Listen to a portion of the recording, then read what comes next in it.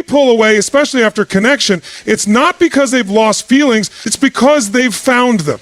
And those feelings are detonating emotional mines buried deep beneath years of self-protection. You see, an avoidant doesn't fear being alone, they've mastered it.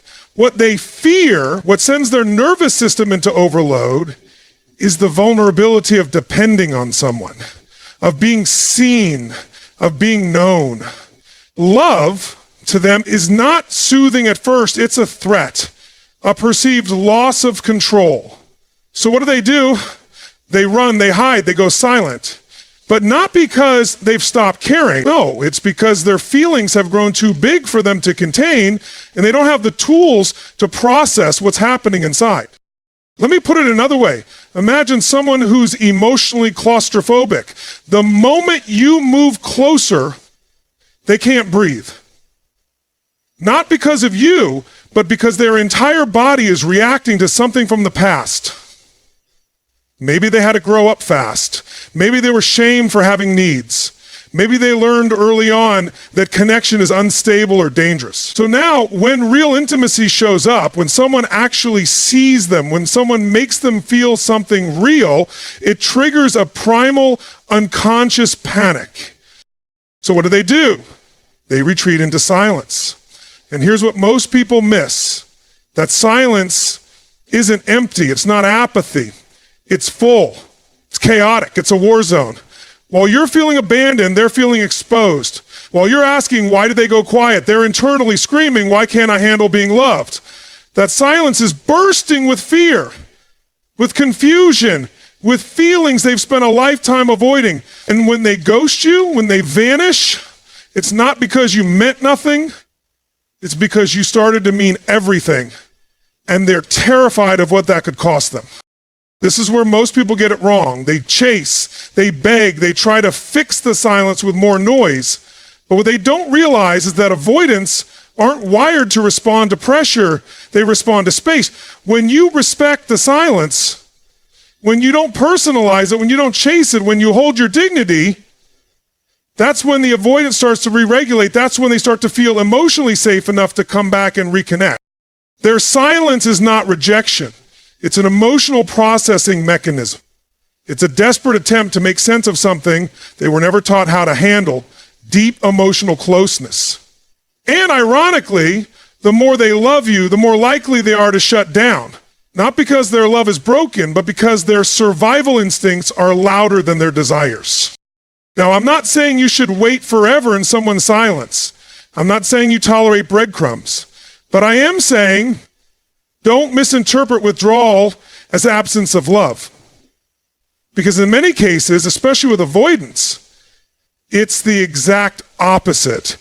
It's love screaming from behind a locked door. So if you're dealing with an avoidant who's pulled away, don't immediately assume you've been discarded.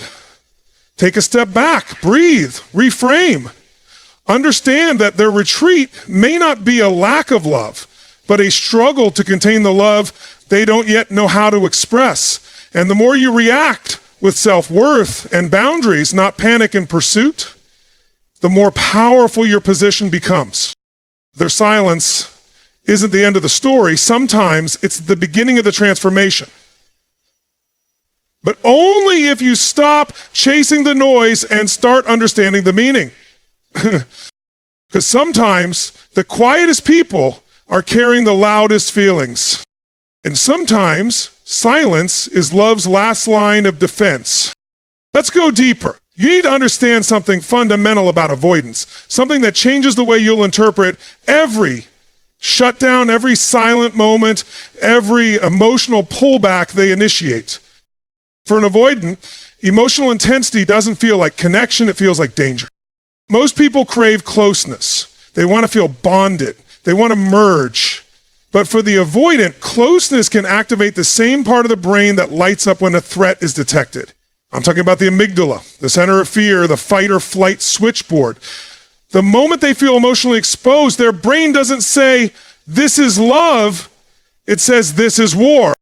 You have to realize, avoidants weren't raised in an environment where emotions felt safe. Maybe they had emotionally distant caregivers. Maybe they were shamed for having feelings. Or maybe their needs were ignored so consistently that they learned to self-regulate by shutting down. Either way, the programming is the same. When things get intense, back away. When emotions rise, retreat. When love gets deep, run. Now imagine what happens when they meet someone like you, someone emotionally present, warm, expressive. You think your vulnerability is an invitation, and it is, but to an avoidant, it's also an emotional ambush. It's like being asked to speak a language they were punished for learning. You're saying, let's connect, but all their nervous system hears is, let's recreate the chaos you spent your childhood escaping from.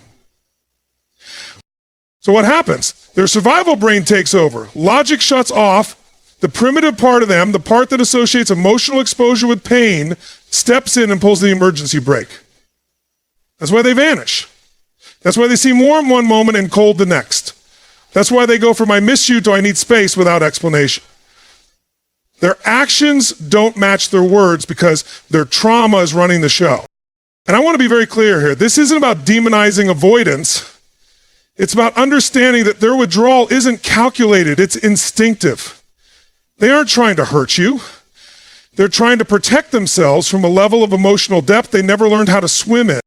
What you're interpreting as inconsistency is actually internal panic. What you're calling mixed signals is a nervous system in chaos. And the more they feel for you, the more emotionally invested they become, the more likely that survival brain is going to flare up. Why? Because love makes them feel out of control. And to the avoidant, control is safety. This is where most people fail the test. They feel the withdrawal and assume it means rejection. They react, they chase, they question, they beg for reassurance. But that only confirms the avoidance fear that intimacy leads to pressure, that connection leads to losing themselves. So they pull back harder, and the cycle repeats. Want to break the pattern? Then stop trying to logic your way through their panic. Start understanding that what they need in those moments isn't more emotional intensity, it's calm.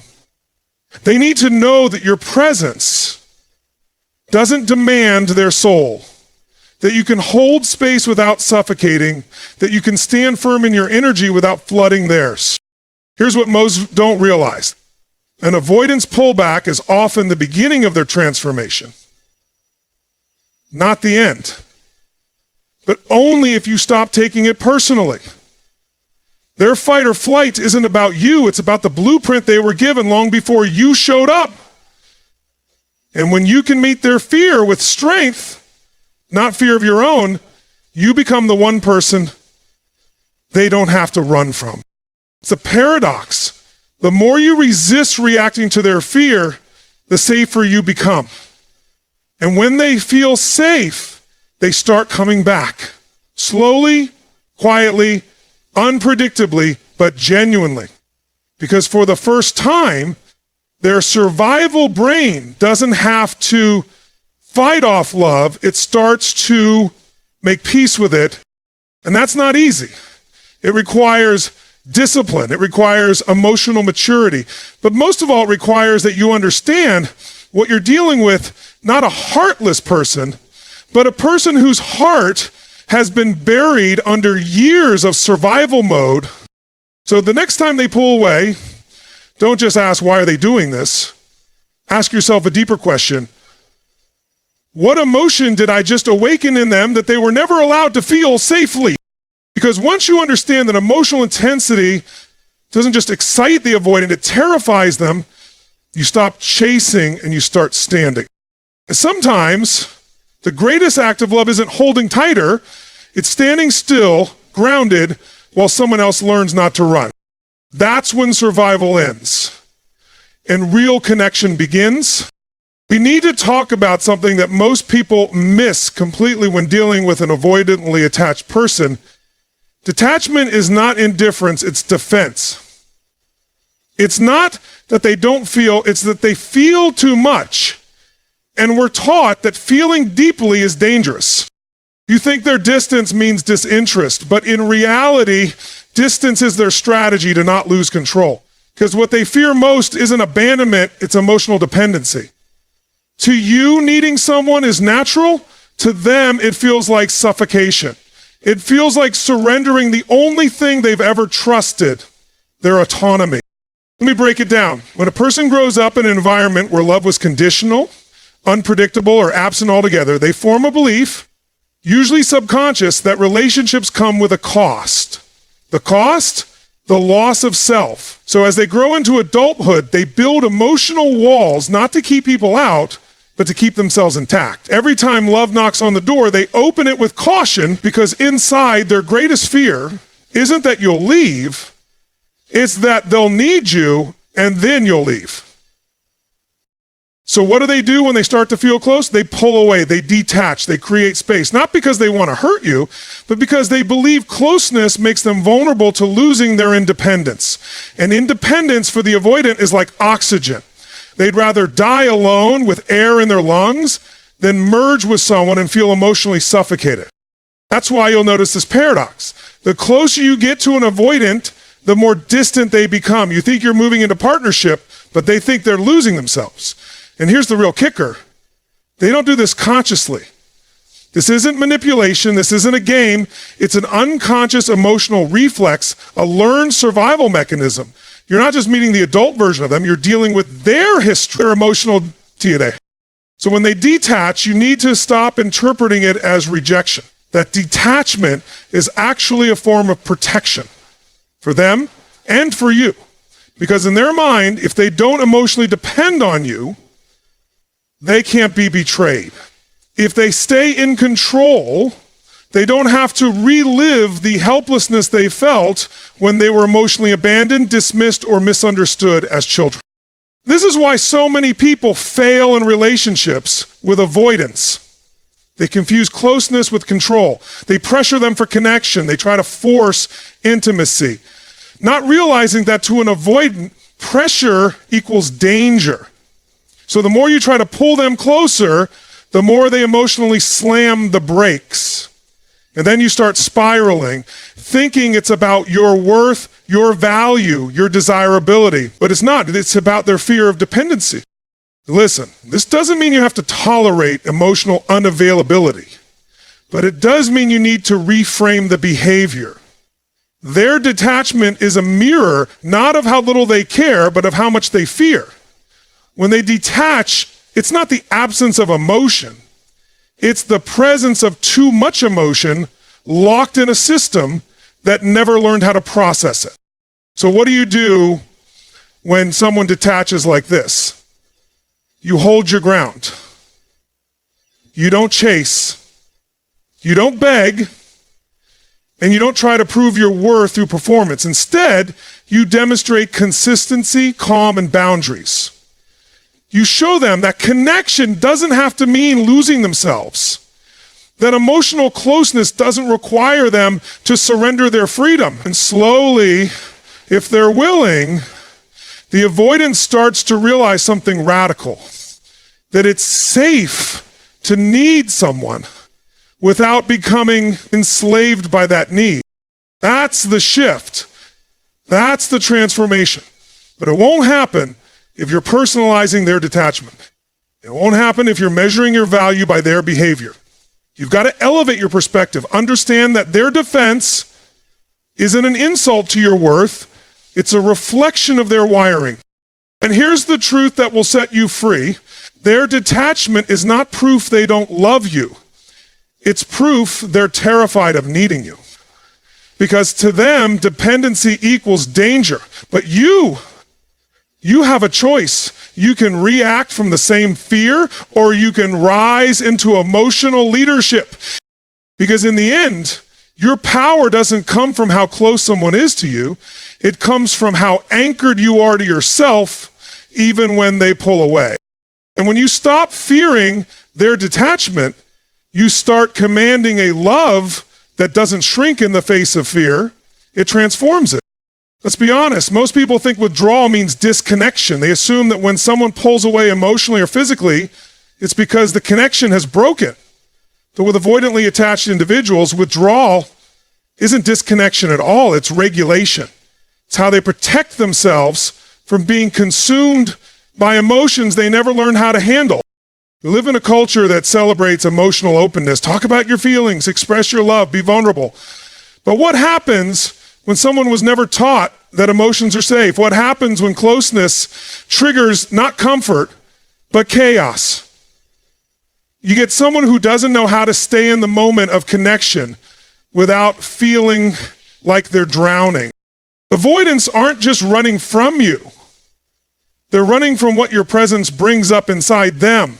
Your closeness doesn't just stir love, it awakens emotional chaos they've spent years learning how to silence.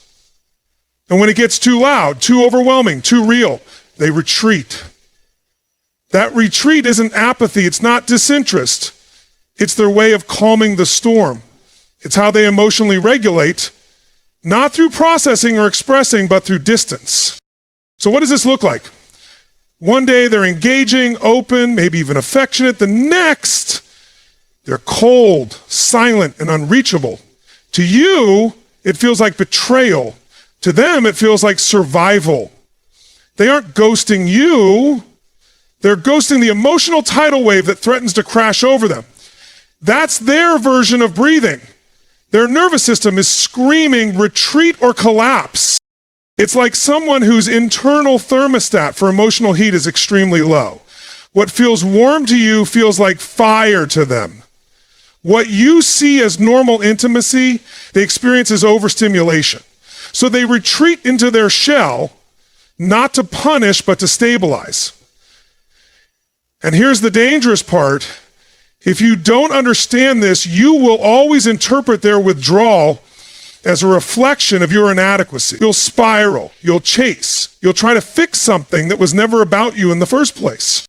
And that reaction and that emotional flood you send toward them in their moment of retreat, that only reinforces the very thing they're afraid of. Now their space has been violated, their system is flooded again, and the cycle deepens. So what started as a personal attempt to regulate suddenly turns into a full-blown shutdown, not because they wanted to hurt you, but because they didn't know how to handle being seen while feeling exposed.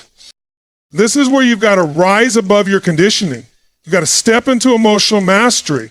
If you want to be in relationship with someone who struggles with this attachment pattern, you need to stop trying to force regulation from the outside and start becoming the calm they don't know how to access yet.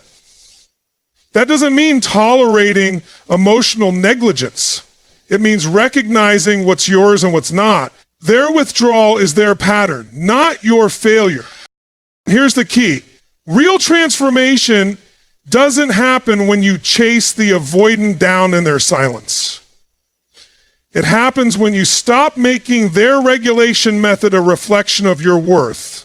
When you stay grounded in your value while they recalibrate, you become the very safety they've never had.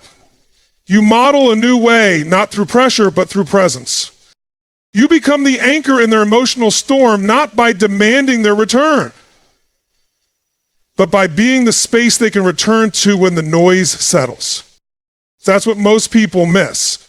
Avoidants don't regulate through closeness. They regulate through solitude, but when solitude is met with understanding rather than panic, when their distance is met with self-assurance instead of self-abandonment, something begins to change. They begin to rewire. Their nervous system begins to learn, maybe love doesn't mean chaos. Maybe connection doesn't always cost me myself. That shift is subtle. It doesn't happen overnight. But when you stop reacting and start understanding, you start leading. And leadership, emotional leadership is what heals attachment trauma.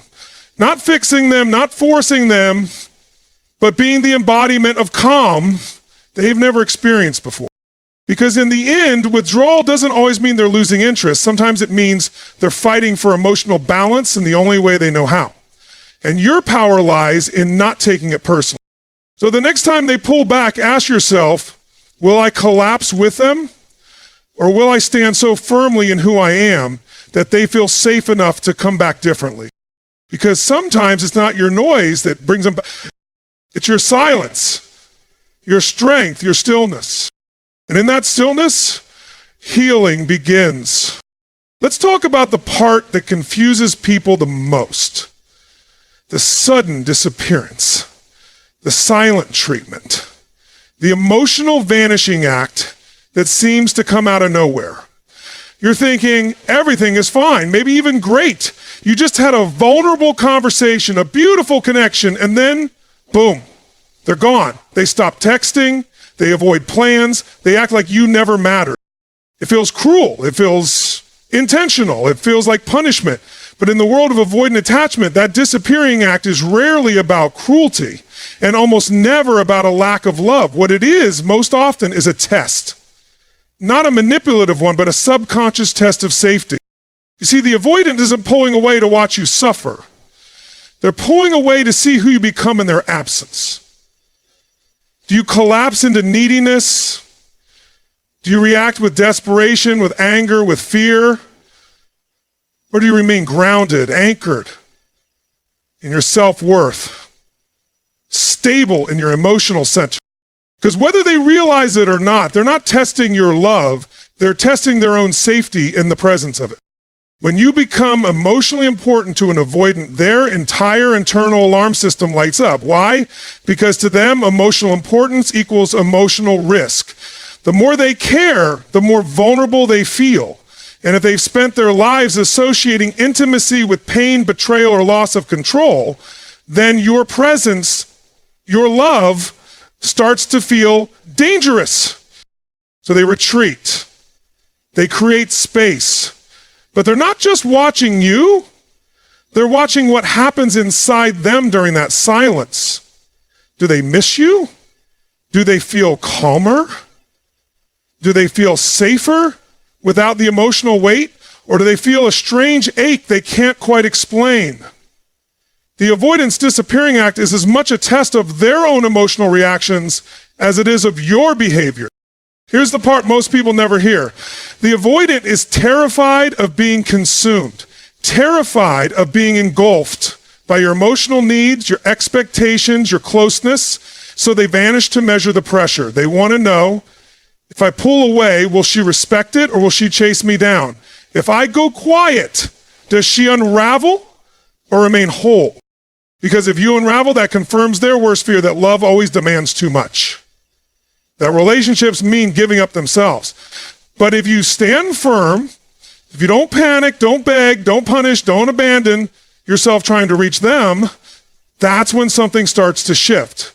That's when their fear begins to dissolve into curiosity. That's when you move from threat to safe haven. But this requires you to stop playing defense and start embodying emotional leadership. You've got to be the one in control of your internal state, especially when theirs is spiraling. Because if you make their silence about you, if you interpret their retreat as your rejection, then you'll fall into the same pattern that keeps avoidance running. You'll chase, you'll protest, you'll demand closeness before they're regulated, and that pressure will only validate their belief that love isn't safe. You have to understand, they're not disappearing because they don't care. They're disappearing because they care too much, and they're trying to protect the fragile parts of themselves that have never felt safe in closeness. They're not looking for perfection in you. They're looking for proof that their emotional life is still intact when someone else gets close. That their identity doesn't vanish just because they let someone in. So when they pull back, what they're really asking is this: can I trust you to stay rooted while I try to find my footing? Can I come undone near you without you becoming undone too? Can I be afraid and still be loved without being chased, fixed, or judged? And your answer, the one that matters, isn't in your words, it's in your energy. It's in how you handle the space. It's in whether you remain whole while they fragment. The avoidant disappearing act is not a rejection. It's an emotional scan for safety, and your reaction determines whether you're seen as sanctuary or storm. So the next time they disappear, don't panic. Don't personalize it. Instead, rise. Because in that moment, you're not being tested to prove your love. You're being observed to see if your love feels safe enough to return to. Most people believe that loneliness is the worst thing a human can feel. But for the avoidant, that's not true. Loneliness is familiar. It's predictable. It's controllable. What truly terrifies an avoidant isn't isolation. It's intimacy. It's being seen. It's being loved. And not just any kind of love. I'm talking about the real kind, the kind that penetrates defenses, the kind that doesn't just admire the mask, but reaches beneath it. That kind of love, that level of closeness for the avoidant, it's pure psychological exposure. It's emotional nakedness. It's dangerous. You got to understand something that most people completely miss. Avoidants aren't running from you. They're running from the version of themselves they're forced to confront when they let someone in. Because when love shows up, real love, it brings a mirror. And in that mirror, the avoidant sees every wound they've buried, every moment they were rejected, dismissed, criticized, or emotionally neglected. Love awakens it all. It brings it to the surface. And for someone who's survived through emotional distance, that intensity doesn't feel like connection, it feels like a threat. That's why so many avoidants are perfectly fine when the relationship is light, playful, or casual. They can show up, be present, and even appear charming or consistent. But the moment things get deep, when real attachment kicks in, their internal system goes haywire. Their heart starts to feel, but their body starts to panic. One part of them wants to move closer, and the other part starts screaming, "Run!" Why? Because they don't equate love with safety. They equate love with loss of control. And when you've had to build your whole identity around emotional self-sufficiency, the idea of needing someone, of depending on someone, feels like surrendering your power. So while you're sitting there wondering why he stopped texting, why she suddenly shut down, why the communication feels cold after something beautiful happened, the avoidant is internally battling demons you can't see. They're not celebrating disconnection. They're overwhelmed by connection. And instead of saying, "This is love," their nervous system interprets the experience as, "This is danger. This is vulnerability. This is exposure. And exposure gets me hurt." Here's where things get twisted and deep. Avoidants deep down want connection just as much as anyone else, but they don't trust it. They don't trust what it does to them. Love turns them into someone they don't recognize, someone needy, someone emotional, someone vulnerable. And that identity clashes with the story they've told themselves their whole lives. "I don't need anyone. I'm stronger alone, safest at a distance." The love feels like a threat to their emotional independence. It threatens the illusion of control. That's why so many avoidants would rather sit in silence alone than risk feeling completely seen and potentially abandoned. That's why they ghost, why they freeze, why they disconnect right after connection. Because for them, love costs more than loneliness ever will. But here's a heartbreaking truth. The avoidant isn't rejecting you. They're rejecting the feelings you evoke in them. Feelings that are too raw, too real, too unresolved. Feelings that make them question the walls they've spent decades building. And the tragedy?